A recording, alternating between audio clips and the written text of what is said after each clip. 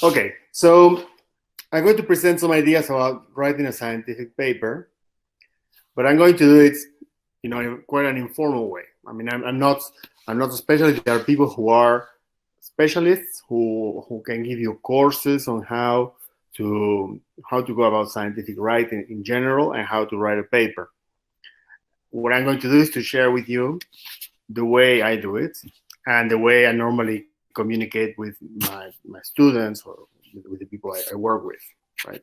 So I try to give a bit of a structure to the presentation, but I did that since we agreed to meet today, so since 2 hours ago, which means that you should also not take it as a guideline which is written in marble, written in stone. It's just some random ideas that I try to give a little bit of order on it. So writing a scientific paper, I thought, for me at least, these are the 4 major steps that I follow when I write a paper. And normally also when I ask somebody to start writing a paper, I always ask first for an outline, right? So to me, the first step to writing a paper is to prepare an outline of the paper. The second step is to develop the introduction. Right? The introduction is very important. Then the materials and methods and the results, and finally, the discussion. So what I'm going to do now is to go through these 4 steps, and I try to keep it quite brief so we don't lose connectivity and waste time and data on this. We can always discuss this later on. So preparing an outline, some points which I think are important. And the first one is to develop the central message of the manuscript.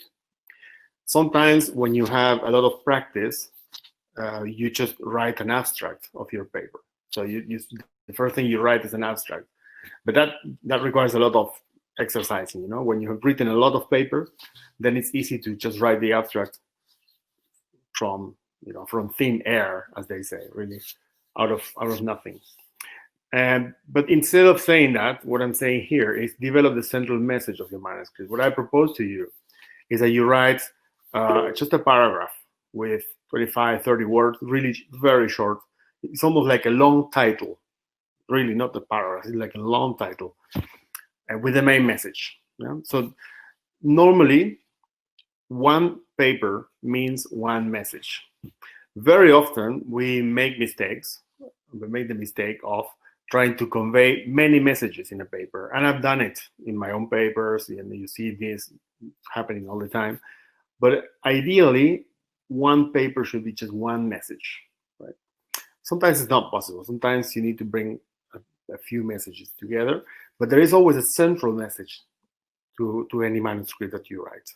So in this first step, what I propose to you is to think about that message and try to put it in words, in no more than 25, 30 words. The second one will be to summarize the questions and the problems. So what is the problem? What was known before you started?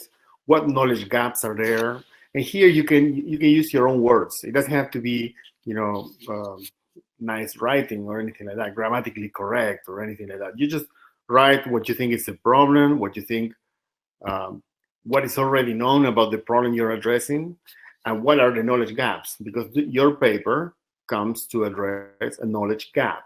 Right? There is a knowledge gap that needs to be filled in with new knowledge, and that's what your paper comes to contribute. So all I'm saying here is how to prepare an outline. This will be the outline that you will share with your co-authors or with your supervisors, right? So you're not writing a paper yet. You're just writing an outline. I hope that's clear. The third step would be to define the materials and methods. This is not... Sorry, Pablo. Sorry. You are changing the slides because we are on the first one. On the third point of the first one? In the first one slide. That is what I see. Oh, you see only the title? Or what? Yeah. Okay. Now, yes, we are in preparing an outline. Yeah. Now. But Now I can maybe see you it. need to, I couldn't see it before.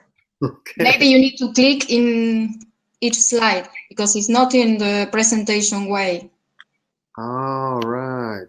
So maybe I should do it in the presentation way, or Maybe, but Yes, maybe the best is to share the whole screen. all right. So let me do it again. So the whole screen.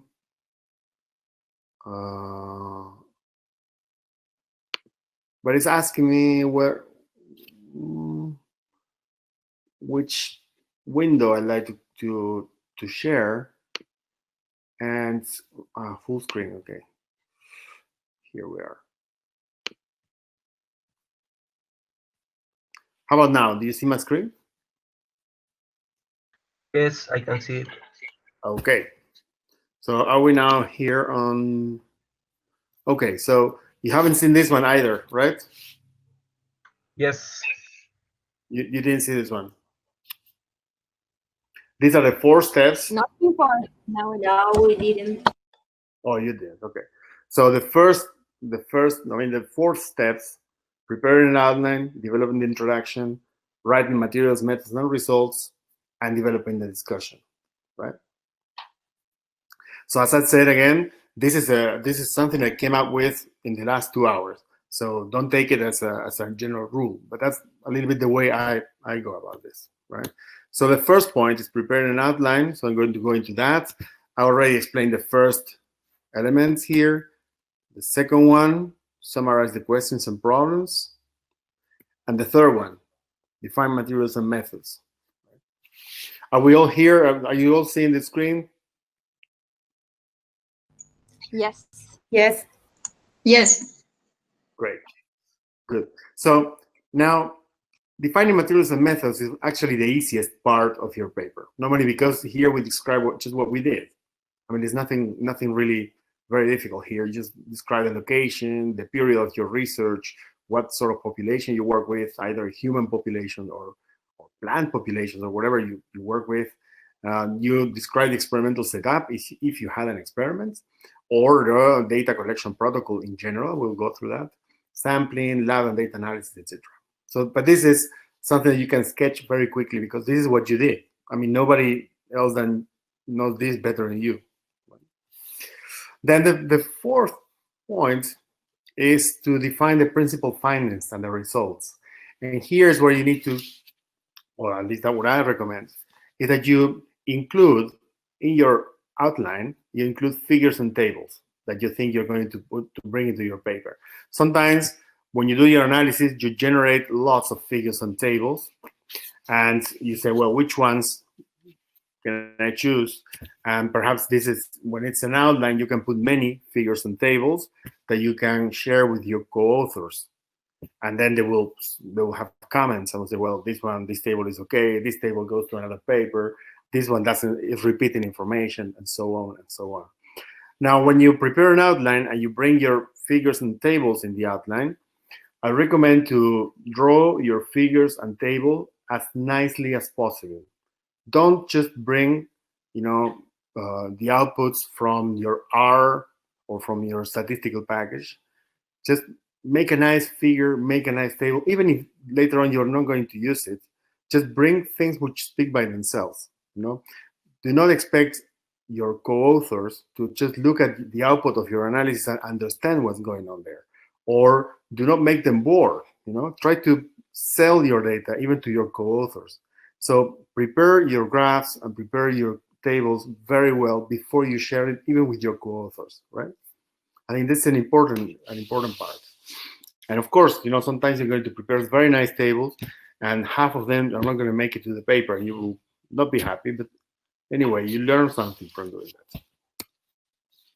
And every time you present a table or a figure in your outline, you can actually, below or above the table and the figure, you can put some highlights, things that you want people to see in those pictures or in those tables, right? Things that those tables are saying, and that you want people to understand that table, right? To put their attention, to focus on those those things that you want to show. So that's also an important point. It's define the findings that you're going to show, but then also make them amenable to the reader. The fifth point is to describe the conclusions and implications. And this is very important. I put it here, but sometimes, to be honest, sometimes I even start from the conclusions. Sometimes we have research which is quite straightforward. For example, we design an experiment, we test the experiment, we test our hypothesis, and we do some statistical analysis, and then we have nice graphs and figures, and the conclusions are quite straightforward. Are we actually seeing what we expected or not, etc. In those cases, writing a paper is quite easy. Well, it's never easy, but it's easier than in other cases where we do more exploratory research, where we do things in the field, or where we have lots of different sources of information that have to be collated together. And in those circumstances, it's more complicated to actually extract clear messages. We have a lot of things to show. We have a lot of methods mobilized, a lot of data from different origins, and then you have to bring that to something logical, coherent, and short.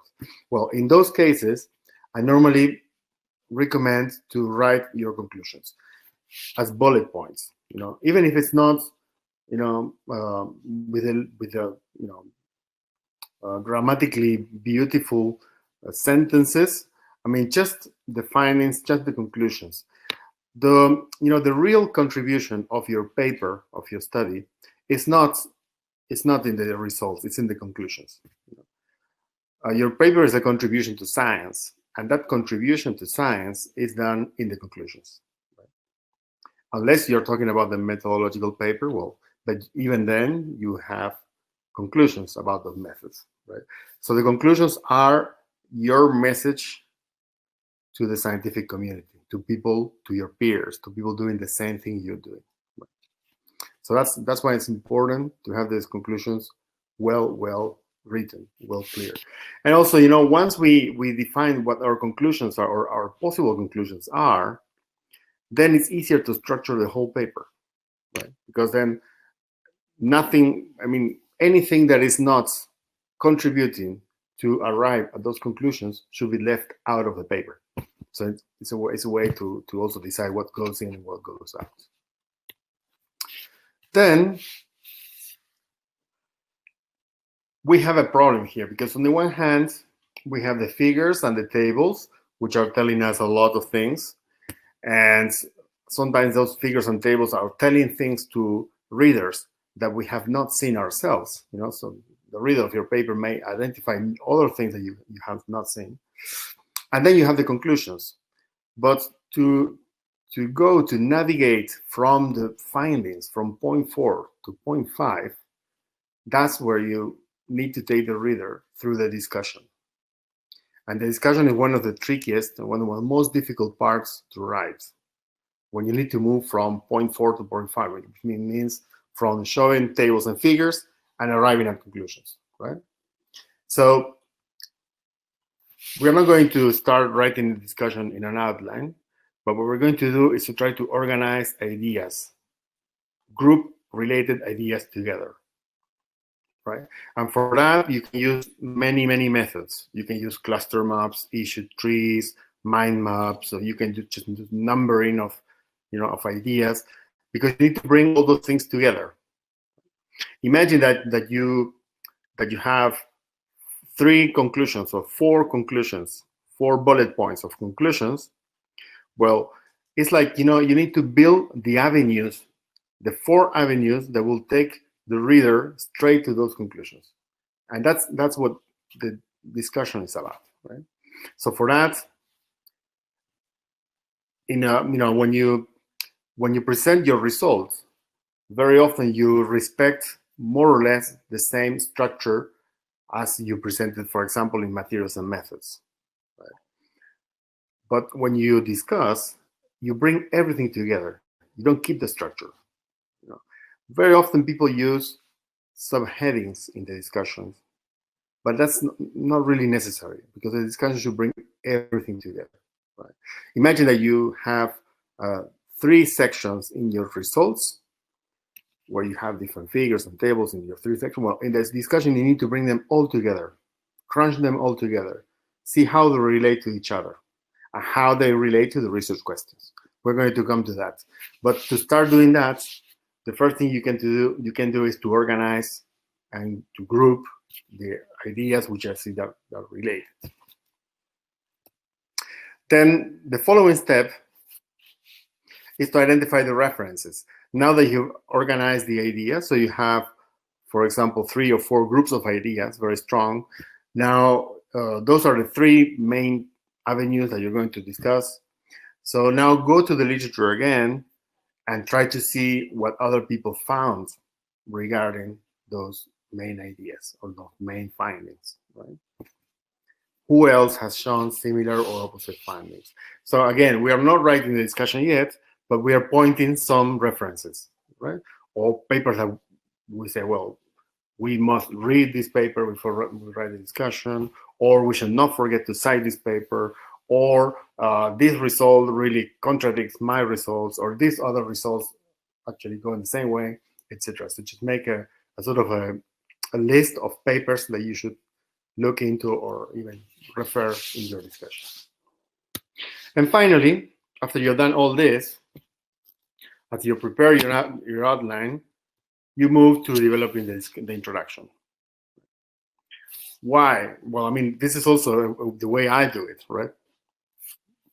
Because the introduction is the one that gives coherence to all the rest. In the introduction, once you have all these elements here, the introduction is like, the director of the orchestra. It's like the one making sense to all this. So how do we develop? I moved to another slide that is called developing the introduction. Are you seeing it? Yes, we can see it. Yes, we can see it. Good. So in the introduction, what we actually need to do is basically explain what the problem is and convince people that your research is necessary, that there is a knowledge gap, there is something that is not yet known, and that your research comes to not necessarily to fulfill the whole research gap, but to contribute to fulfill the gap, right? So the first paragraph of the introduction is very important. And it's a contextual paragraph, but it should not be too broad, the context. It should be contextual, but you should not start talking about the planetary system, and then go down to Patagonian forest or something like that. You need to actually already set the context and the challenges more or less related to the issue that you're going to address. Right? So context, challenges, history. Sometimes you need to refer to history, sometimes not. It's not relevant. And then from there, from this generality, you move to the particular problem associated with your research. So it's really like a funnel. It's like, I would say it in Spanish, so it's clear. It's embudo, right? It starts broad and it goes narrowing, so you get to your research. So by the end of the first paragraph, the reader should know what your paper is about. So to clarify that, or to illustrate this, I sent you today, an hour ago or less, I sent you a paper by one of my students, Yodit. But my student, she's already graduated. One of my colleagues. So she's writing, at the bottom of this slide, I placed the name of the paper. It's called Unpacking the Push-Pull System, Assessing the Contribution of Companion Crops Along the Gradient of Landscape Complexity. A push-pull system is a system of biological pest control, or biological pest management, I would say. Well, so look at this. Let's take a minute to look at this first paragraph, or her introduction. She starts saying that there is interest in multiple prescribing systems because they have different products and services to meet the demands of smallholder families. And in particular, in Africa, maize is a very important staple crop, etc., etc. So the first part is really the general context of where the research is done, and you know, what I was saying earlier, it's just the issues. But then the second one starts with the problems, right? So, well, maize production can be severely compromised by pests and diseases and parasitic weeds. And stem borers, which are a typical pest of maize in Africa, Buciola fusca and Chilopatelus, are considered the most damaging insect pests, you know? And so on and so on. And so that goes down to the problem. Yeah. And those pests are also interacting with soil fertility and with rainfall, which one, without knowing much, may think, okay, there is already a multiple factor problem here. I mean, there is the issue of pests, but also it's also limited by soil fertility and rainfall, so there is potential interaction there. So that's, you know, in a few sentences, we're seeing the problem. We're seeing the context, why it's important. I mean, Africa, maize is a staple food. Why is it a problem? And then the last sentence is the one that justifies the research. So there is a need for affordable strategies, a strategy that people can afford, to reduce the incidence of pests below threshold, blah, blah, blah, blah, blah, blah, blah, right? So you see how in one paragraph you go from context to problem to justification. And after, if you bring together what this paragraph says here, plus the title of your paper, plus the title of the journal you're publishing, then you already know what this paper is about. Of course, if you bring this first paragraph in a journal of medical epidemiology, the people will not understand anything, right? Because it's a completely outside the field. But if you publish in a paper, which is in a journal, which is called Agriculture, Ecosystems and Environment, and you have a title as such, and well, then this paragraph makes a lot of sense to readers, normal readers of that journal. Is that clear, the example? Yes, it is. Yes. Yes. Good. So now I'm going to move to other tips for developing the interaction. The last paragraph, and that's also very important. The last paragraph, sometimes I write the first paragraph and the last paragraph of interaction. That's how it starts. So the last paragraph is the one that states the objective, and a little bit of a summary, but really a synthesis of what was done and how. So basically, what did you do to answer the research questions? Right? So normally people who don't have time to read papers, they will go straight to the last paragraph of your introduction to find out what the objective is. Right? They will only read that. So that paragraph is very important. And since you have that person's attention in your last paragraph, you can also use the last paragraph to tell a little bit more, to summarize what you did. So basically, that's it. Then the paragraph before last is also very important, because this is where you really justify your study. This is where you say, was it necessary to do this study? I mean, why is it necessary? Why do I need to do this research? Because there is a research gap, right? So you translate the problems, the challenges that you started discussing, and the knowledge gaps that you're going to identify, you translate those into research questions. And you start giving a preliminary answer to that question, and that's what we call a hypothesis. Okay?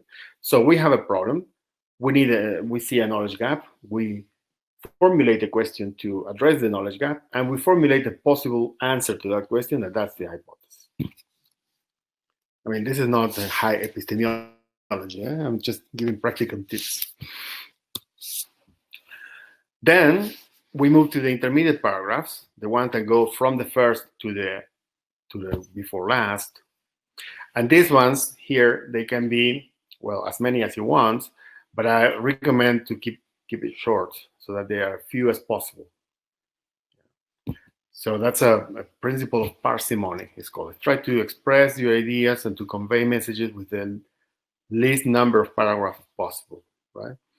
And those, well, you'll define according to your needs, to how complex your research question is. You may need one paragraph, or you may need 3 paragraphs. These are intermediate ones. So I'll say that the minimum number of paragraphs for an introduction would be 4. These 4 that I'm showing here. But of course, the intermediate ones can be more than 1, right? You may need more because you have many issues that need to be addressed. So, but again, here you move the reader's attention from the general to the particular. Okay? You just make a brief literature review on the subject to show what is already known about the subject. And then what is not known. And what is not known is one of the, these are constitute the gaps that you're coming to fill in. Pablo? Yes. Just may I ask a question, or can we skip it until the end? Well, as you prefer. Just tell me. Okay.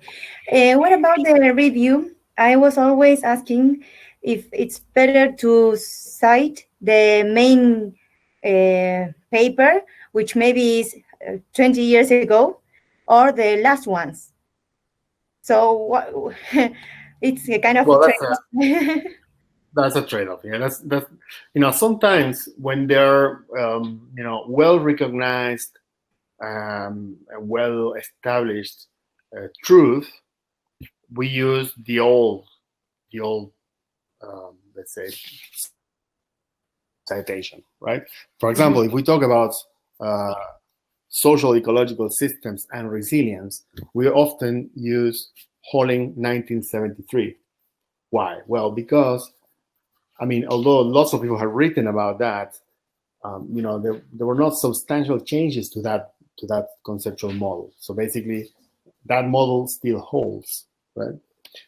In some other cases, it's not like that. For example, if you're talking about what is known about stem borders in Africa, well, I cannot cite a paper 30 years ago because a lot has happened, in that field. And even last year, people may have found out a new pest creating boring the maize plants. So in those cases, we need to use the most up-to-date references. So it really depends on what the statement is. Thank you. Great. Welcome. Any other question on the, since we are here on the introduction?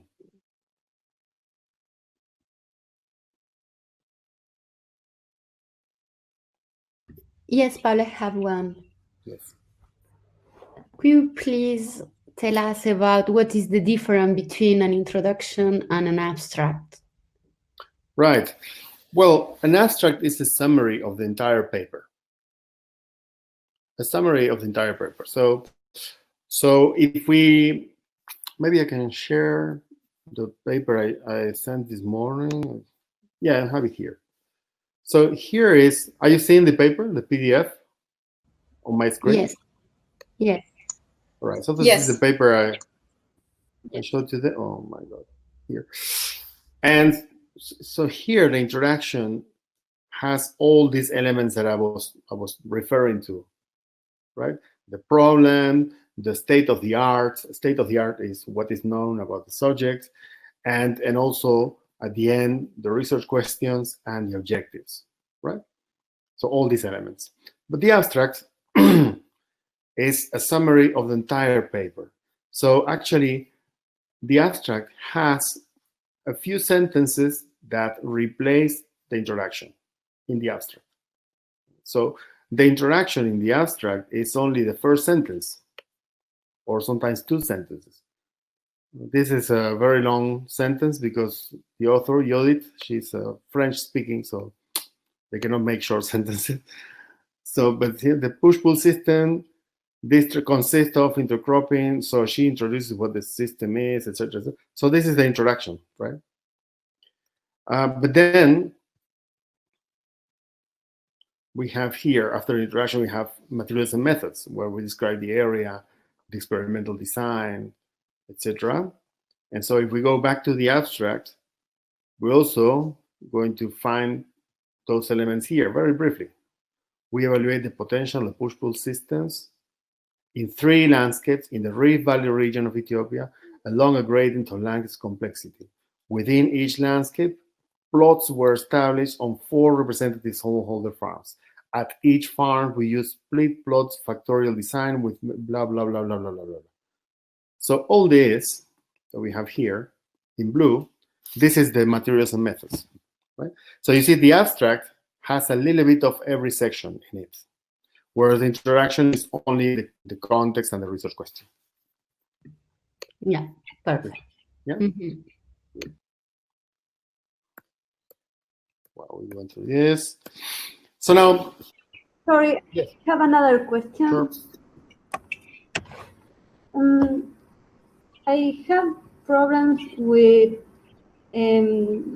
how to fundament the relevance of your paper to international scientific community, where, well, sometimes there are papers or research that are so locals, or with that papers that international community have a lot of advantages in this kind of topics.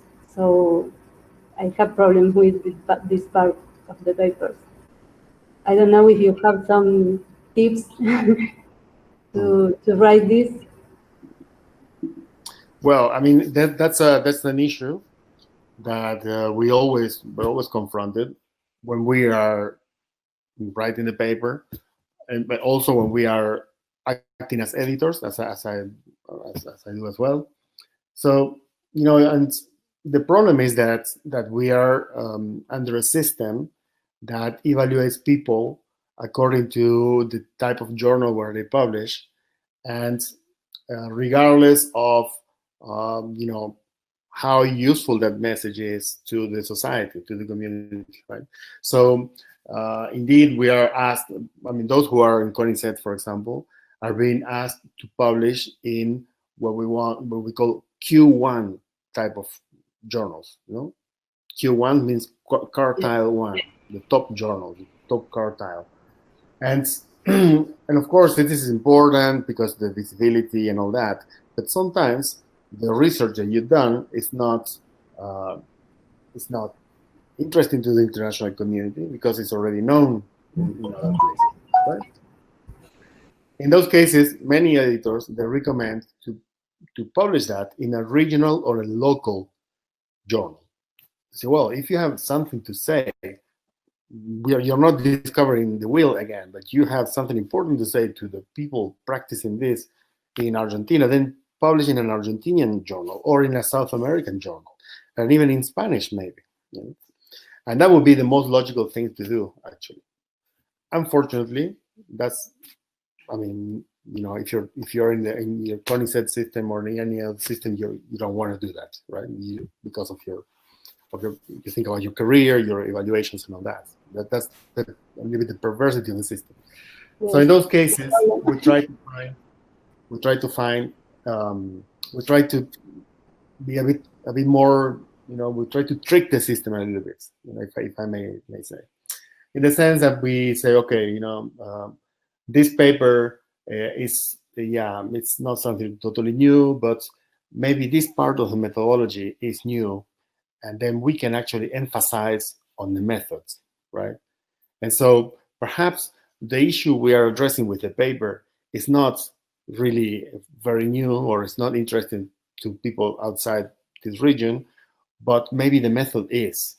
So then I write a paper which is emphasizing a little bit more on the methods, you know, and that way I can convince an editor of an international journal to publish my paper, and by doing that, I'm also publishing about the context and everything else, right? So sometimes those are the tricks that we do. Or sometimes we can also, in some cases, get together with other people and say, well, you know, I'm doing this here in my context, but you are doing this the same in your context. Maybe we can do a comparative analysis, you know? You bring together the cases and you do an analysis which is broader and allows you to put forward other research questions that were not originally in your own research. You know, those are tricks, ways we try to find to actually get your paper to an international community or an international journal. Right? But I mean, this is a long discussion, and yeah, and there are not single views on this, you know. I mean, sometimes you say, well, why do we need to do that? Why do we need, if who is going to, if I work in the green belt of Buenos Aires in La Plata on a very specific issue there, who is going to get interested about this in a journal in China, you know? So why doing that? Well, because, you know, the system pushes us in that direction, unfortunately. Yes, that's the problem. It's important in other places, but not internationally. Okay, thank you. Exactly. Sometimes it's important, but not internationally, or not. It's not that it's not important, but it's, you know, editors, they receive thousands of papers per year, and they need to choose 50 out of 1,000 or more, and they say, well, I choose the 50 that are more likely to be read and cited by a lot of people. They don't want papers in their journals which are not going to be cited, because also they are under pressure. You know, it's a whole wheel that is moving in that direction, unfortunately. But you know, I think it's important that the problem of publishing your research is not the problem that you start. Are you listening? Are you? Yes. Hello. Yeah. No, sometimes I feel I'm talking to the screen. Of whether I can publish my research on where should not be something that comes at the end of your thesis, for example, or your research plan. You should address that from the beginning. You know? So if you write a research proposal, a research plan, you know, you should also think about the possible outcomes in terms of publications. For example, in the University of Wageningen, where I worked before, when you write your research proposal, there's a section where you need to put 4 or 5 possible publications with possible titles and possible co-authors that you're going to develop in your thesis. And it, you know, you may not arrive at that, or you may change in the way, but it allows you to already start thinking about how applicable your results are and how interesting they could be also for the international community from the start, not at the end. That would be my recommendation. Thank you. Okay, let's move to this, materials and methods. This is actually quite easy, I would say, straightforward, as I said earlier, because materials and methods contains basically what you did. But the first point is important here. Materials and methods should contain all the information that is necessary to replicate your research in exactly the same way. You know, in our case, we're very far from this because we work on social, ecological systems. It's really hard to replicate. But the principle is that, you know, imagine that you're in a pharmaceutical science or medical science, and you're trying a new vaccine or something like that. Well, in the materials and methods, you have to say exactly how you did it, so other groups can do exactly the same as you and get the same results, right? So that's materials and methods, very rigorous part of your paper, where you actually say exactly what you did and give all the information necessary for people to, if necessary, replicate exactly your research, either an experiment or a survey or whatever you did. In our field of study, the materials and methods, of course, I mean, I'm talking to people, all of you have different scales and research questions, but in general, we start with a description of the region, the location, the type of system we're working with. Then we describe the data collection protocol, and that could be either an experiment or it could be any other methods. It could be participatory workshops, could be surveys, could be whatever you think you did, basically. Then, in some cases, we need to describe the laboratory analysis, in some cases not. But in most cases, we need to show the calculations and the data analysis. Right? So the calculations are things that you do with your basic data. For example, if you want to calculate, I don't know, the rainfall use efficiency, no? You say, well, I collected data on rainfall, and I collected data on yields, and I divided yields by rainfall and I calculated rainfall use efficiency. Or I want to calculate the amount of labor per hectare. Well, I calculated how many people live in the house, how many people work on the farm, etc., etc., etc., how many hours they work, and I calculated how many hectares they're working, and then I divided both and I calculate labor per hectare. So this is important, that you don't let the reader assume all those things. You need to show how you calculate those things, right? Because not everyone calculates that in the same way, and that, those are different assumptions.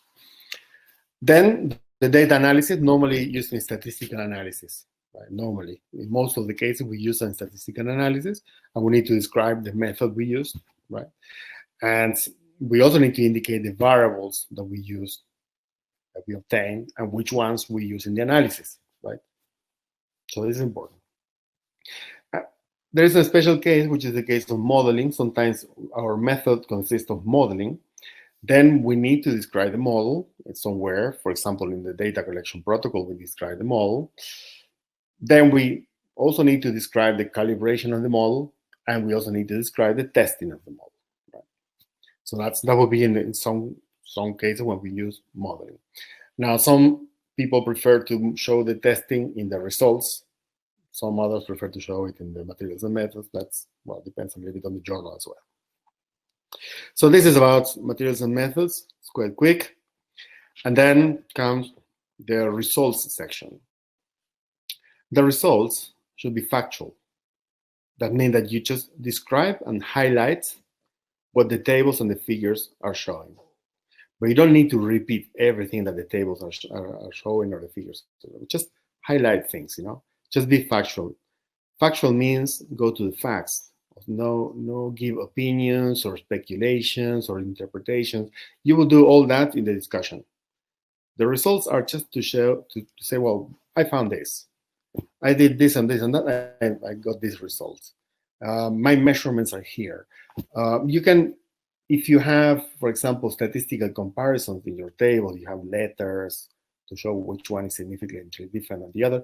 You may highlight some of the things in the text of the results. You say, well, on average, trees growing on that type of soil were 20% taller than the others. You can say something like that, but you should not start saying, because the soils are much deeper. And no, that's interpretation. That's giving a, trying to explain, but you don't explain anything here. You just show what you found. Right? So that's the only premise to show your results. Really, the results, if you have good tables and figures, the text should be really very short, right? Because the figures on the tables, they speak by themselves. So stick to the facts. That's the idea, the results. That's why they're factual. Any questions on this?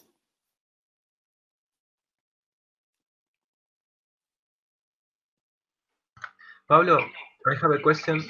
I always have the same thinking of how exactly I have to describe the methodology, because you can say I cut some grasses to calculate the biomass, or I can say I cut this area of grasses and weighted in this balance. I don't know. I don't know which is exactly the description and the details.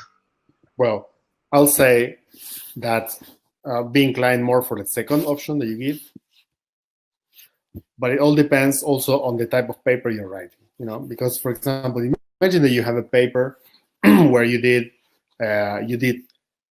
transect walks with the community of people, identifying species which are known to people and identifying their uses and then we took samples of the species, and then we analyzed them in the lab, and then we did decision tree analysis, and then we did blah blah blah, lots of things. Well, then the way you cut your plants is not the main issue in the paper. Of course, you have to explain it correctly, and you may be asked by the reviewers or the editor to provide more details. You can always do it. But then in such a paper where your methods are so complex and they're going to take already 5 pages, I mean, to start describing what sort of balance you use in the lab to weight your plants is a little bit too much information, right? But now, if you're doing a research, like for example, the experiments you're doing in the greenhouse, which are more precise, you know, it's all about precision. It's all about grams of difference that you're going to then, you know, escalate to the hectare probably. Well, then you have to be very precise. Then yes, then you have to be, because those are controlled conditions. And under controlled conditions, you have to explain exactly how you did it, so anyone else can do it. You know? Even if you have, for example, information on what was the temperature regime in the greenhouse during your experiment, you can also bring that, even in an appendix or whatever. You know? But those people may use that for modeling later on. You don't know. So it's important to be very, very detailed in that case. Okay, great. Thanks. Shall we move to the last? Yes, please. Okay. We've been talking for an hour now. I wanted to keep it shorter. Now, developing the discussion, this is the last one, the last part, or what I wanted to discuss today. And basically, these are the steps. Again, these are steps that, you know, I normally share with people. Many of you probably already share these ideas. But these are, to me, the main steps in a discussion. And of course, you will read papers that are not necessarily following this structure. You know, it's a diversity of things.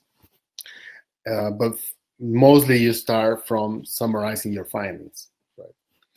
The first paragraph of the discussion is also a paragraph that many readers will just go for. You know, readers who don't have time to read your paper, they will read the title, they will read the last paragraph of your introduction, they will look through the tables and the figures, and if they don't understand something of the figures and tables, they may go back to the results, to the materials and methods, or maybe never, and then they go to the first paragraph of your discussion, because that's where you summarize your findings.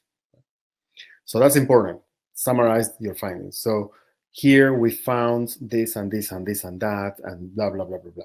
It's not that you need to describe again what you did. You describe what you found, right? You describe what you found and you bring them all together in just in one paragraph. So at the end of this first paragraph, you have an idea of what your research is contributing. Now, those are your findings. And then you can move to another paragraph or another part of the discussion, where you start thinking about whether those findings respond or not to the initial questions, right? And that could be done in one paragraph, or that could be done in 4 paragraphs. It depends how complex your results, your findings are. Now, once you've discussed that, whether they respond or not, then you move to comparing other studies. Now, when I said summarize your findings, actually I should have put something else there. It says summarize and integrate your findings. It's not just summarizing, it's also integrating, and you bring them together. So you, for example, if you take the same example as before, that that you're imagine, for example, an experiment like Fabio was saying, you're looking at the germination of 3 seeds among grasses, right? And in the experiment, you look at the effect of light, the effect of temperature, the effect of watering regimes, and the effect of species of grass present, right? So you have 4 different effects. Well, when you summarize your findings, you try to integrate all that, because you separated all these effects for your experiment, but in reality, those things happen together. So you need to bring them back together in your summary here, right? In the discussion, as I said before, you try to bring things together again. Compare with other studies. Are my findings, you know, do they contradict what other people found or not? Are they comparable? Are they the same?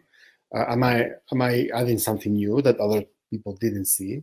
Those are the questions that you need to address here. Right? think about the following example. Nowadays, with the coronavirus, the COVID-19, people several groups are working in the world, several research groups are working, and they are actually publishing what we call preprints, which means that these are papers which are not yet reviewed by any reviewer and not yet published as a paper in a journal. But because they go so fast, I mean, if you're doing an experiment with a new vaccine against the coronavirus, you want this published tomorrow, right? Because you want this to happen quickly. So there's no time for the readers. So imagine that those people, they have a high responsibility in describing their methods very well, because the research goes straight into press without any revision, just because of the emergency we are now. So why do they do that? Well, because then other groups who are working on the same issue can compare their findings. And so in our research, we are not working at that level of emergency, but the method is the same. I mean, we are also,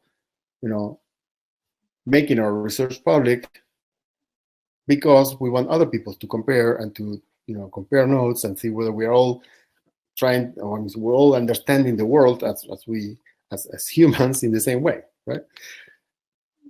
Publishing is part of the scientific method. Publishing is not something additional, Publishing is part of science.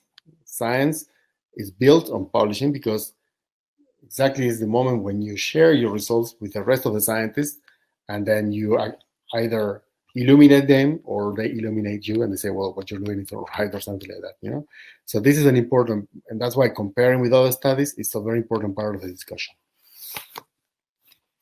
Now, after doing that, and also because you've been comparing with other studies, and also because you know your research very well, your methods, you can look critically at the bottlenecks. That means at the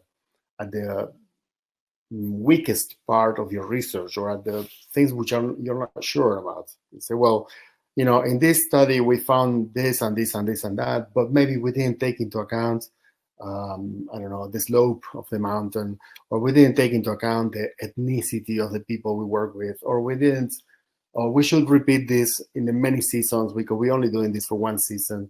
There are many things which you say, you look critically at your own results, and then you warn the reader that there may be things which are not entirely, true. Not true because of being a lie, but because of not being exactly what you expected. So this is also important, because those bottlenecks, those issues, those problems with your data, it's better to show that you are aware of them and that you can show them, and not other people. But at the same time, I've seen drafts of papers of students of mine who are so critical about their own research that it's not publishable anymore. Sometimes because once you did your research and then you start analyzing and then writing, then you know all the gaps that you have there. And sometimes people get a little bit, I would say, a bit depressed or a bit down about the research that they did wrong, and then they start writing and they pour all that mystery in the paper, and that's also not the idea, right? You also need to keep it positive and say, well, it could be improved, right? It's not perfect, it could be improved, and here are the places where you can improve it. But don't destroy your paper yourself. You may it's not compulsory, but you may identify some lines of research that could be derived from your results. So either from your results or from the bottlenecks you saw in your methods, right? So you can always suggest other people who can take over the research what they could be looking into.